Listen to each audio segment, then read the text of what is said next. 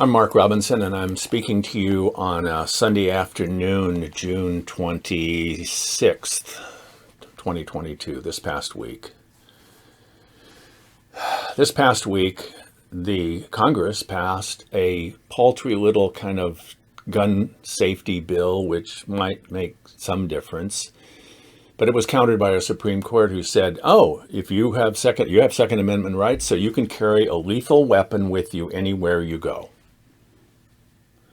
The January 6th Commission brought out new revelations about how it is that there are folks who have been and continue to plot to overthrow democracy by stealing an election and are running around with their hair on fire saying that somebody is stealing an election and they're the ones who are doing it.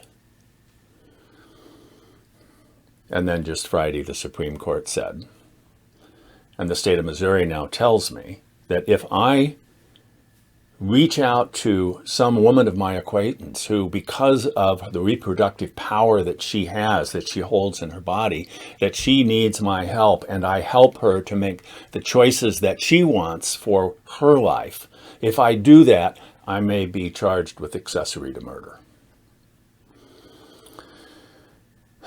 These are dark times.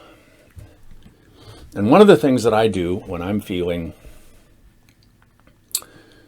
bewildered by what is happening in the world is I turn to a essay, inspirational piece, poem by Clarissa Pinkola Estes. And I read it out loud, and I'm printing it for you, making it accessible so you can read it. I want you to read it out loud too, because we need to speak these words. So I am speaking her poem, We Were Made for These Times. My friends, do not lose heart. We were made for these times. I have heard from so many recently who are deeply and properly bewildered. They are concerned about the state of affairs in our world now. Ours is a time of almost daily astonishment and often righteous rage over the latest degradations of what matters most to civilized visionary people. You were right in your assessments. The luster and hubris some have aspired to, while endorsing acts so heinous against children, elders, everyday people, the poor, the unguarded, the helpless, is breathtaking. Yet, I urge you, ask you, gentle you, to please not spend your spirit dry by bewailing these difficult times. Especially, do not lose hope.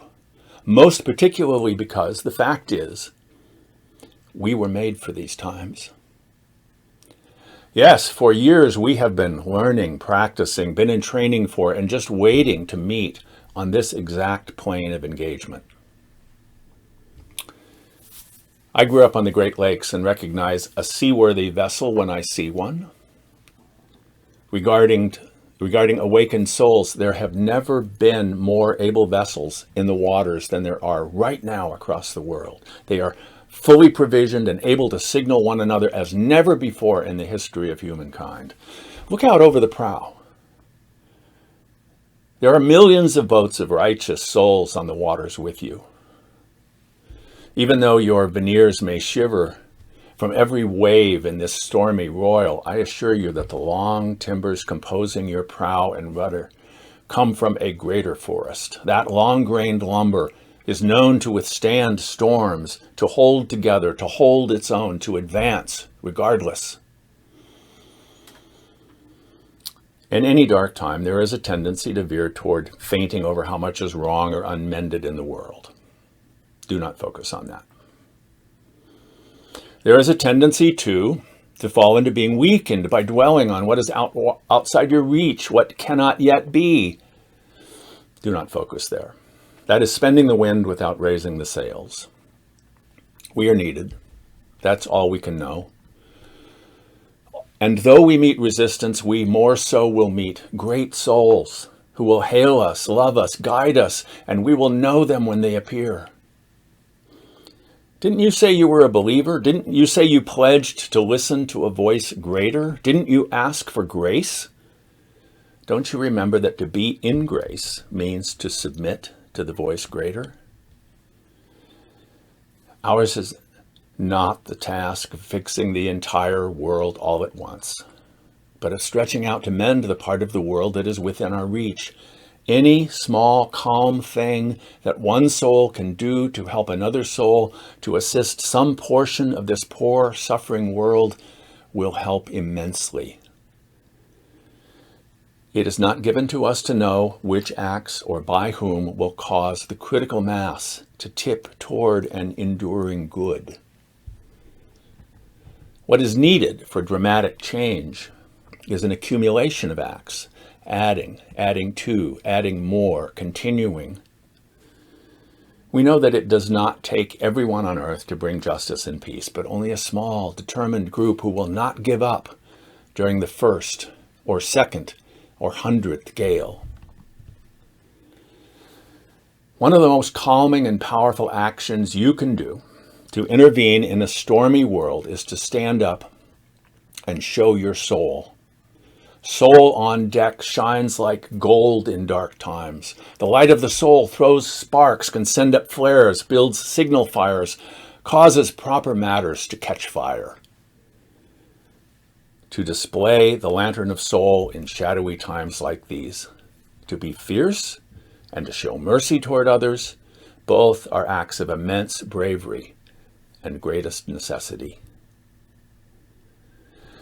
Struggling souls catch light from other souls who are fully lit and willing to show it.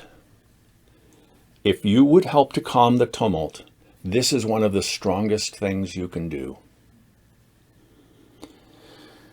There will always be times when you feel discouraged.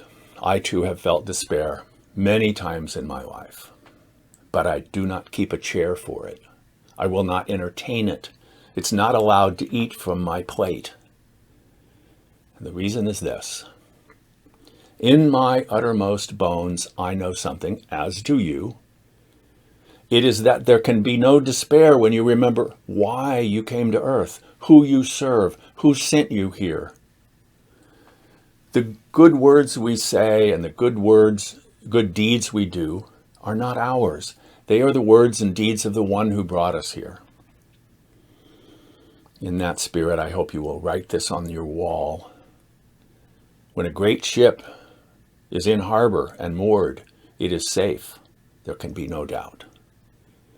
But that is not what great ships are built for.